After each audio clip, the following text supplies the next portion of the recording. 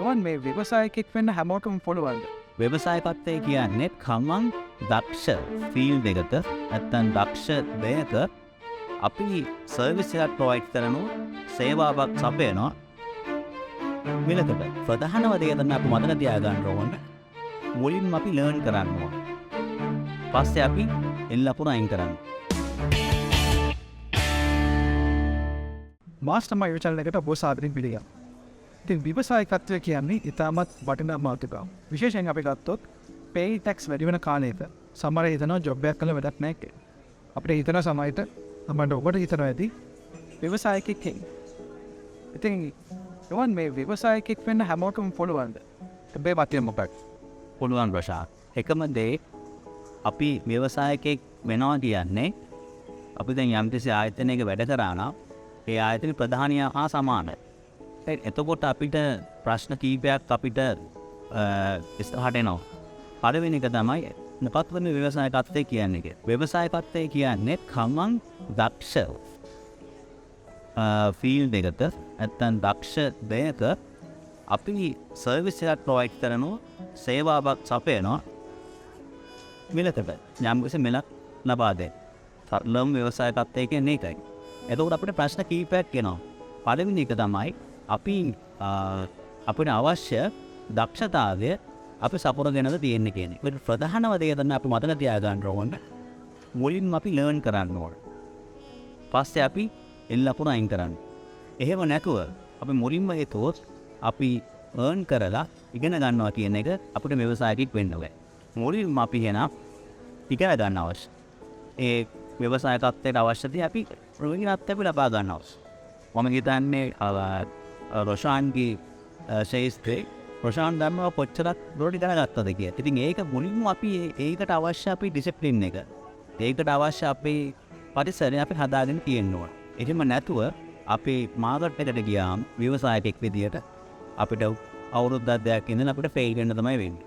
එහෙම නැතුව අපි මුලින්ම අපි ඉන්න ශේෂ්ත්‍රේ අපි හොඳ අත්දැකීමක් ලබලා හොඳ නිපුණත්වයක් ලබලා හොඳ මිලක් අපිට දෙන්න පුළුවන් වෙන්නේ අපි ඒ ශේෂ්ත්‍රයේ තියෙන දේ අපි හැම දෙයක්ම ගෙන ගත්තට පස්සේ. දැන් ව්‍යවසායකෙක් වෙන්න මේ ව්‍යවසායකෙක් වෙන්න හැමෝම කැමති කෙනෙක් වෙනවනේ. ඒ ව්‍යවසායකෙක් වෙන්න මොනවාද තිබිය යුතු ගුණාංග? ප්‍රධානම දේ රොෂාන් අපිට දැනුම තියෙන්න ඕනේ. ඒ අදාළ ශේෂ්ත්‍රයේ දැනුම අත්‍යවශ්‍යයි. අපි දැනුම නැතුව මේක කලින්වත් කිව්වේ අපි මේ ලර්නින් නැතුව අපිට earn කරන්න බෑ. මුලින්ම learn තියෙනවා ඊට පස්සේ තමයි අපිට earn කරන්න පුළුවන් වෙන්නේ. ඒකත් එක්කම අපිට skills අපි ගොඩනගා ගන්න අවශ්‍යයි. ප්‍රධානම වශයෙන් අපි discipline කියන එක. ඒක වෙන්න පුළුවන් අපි කරන දේ මූල්‍යමය වෙන්නේ සහ අපි කරන රාජකාරී වෙන්නේ මේ දෙක අත්‍යවශ්‍යම අවශ්‍ය කාරණා දෙකක්. එතකොට ප්‍රශාන්ති අහපු ප්‍රශ්නට උත්තරේ විදියට ගුණාංග විදියට මම හිතනවා ප්‍රධානම වශයෙන් දැනුමයි විනයයි තියෙනවා නම් අපිට හොඳ ව්‍යවසායකයෙක් වෙන්න පුළුවන්. දැන් තව ප්‍රශ්නයක් තියෙනවා. දැන් ගොඩක් කටේ බිස්නස් කරනවානේ. හැම ව්‍යවසායකෙක්ම ඇයි මේ කෝටිපතියෙක් වෙන්න නැත්තේ? ප්‍රධානම කෝටිපතිය කියන දෙයන වඩා ප්‍රශ්න මම හිතනවා සාර්ථකත්වය කියන වචනය ආවනම් අපිට ඊට වඩා හොඳයි කියලා. නමුත් මූල්‍යම සාර්ථකත්වය ඒක කාරණයක් විතරයි. ව්‍යවසායකයෙක් මම දන්න ව්‍යවසායකයෙක් ඉන්නවා. ඔවුන් මූල්‍යමය වශයෙන් ලොකුවට සාර්ථකත්වයක් ලබලා නැහැ. නමුත් ඔවුන් සාර්ථකත්වය ලබලා තියෙනවා ඔවුන්ගේ සේවකයන් දෙවුන් කිරීම සම්බන්ධ සේවකයන්ගේ ජීවිත නගා සිටීම සම්බන්ධ මොන සාර්ථකත්වයක් ලබලා තියෙනවා. මේ අවසාන වශයෙන් මේ තරුණයන්ට දෙන පණිවිඩය මොකක්ද? ඇත්තටම රොෂාන් මම හිතනවා තරුණයෙක් කිව්වා වගේ මුලින්ම මේ ශේෂ්ත්‍රයේ දැනුමක් ලබා ගන්න. හොඳ දැනුමක් ලබා ගන්න. එතකොට ඔබට වැඩි වටිනාකමක් ලැබෙනවා.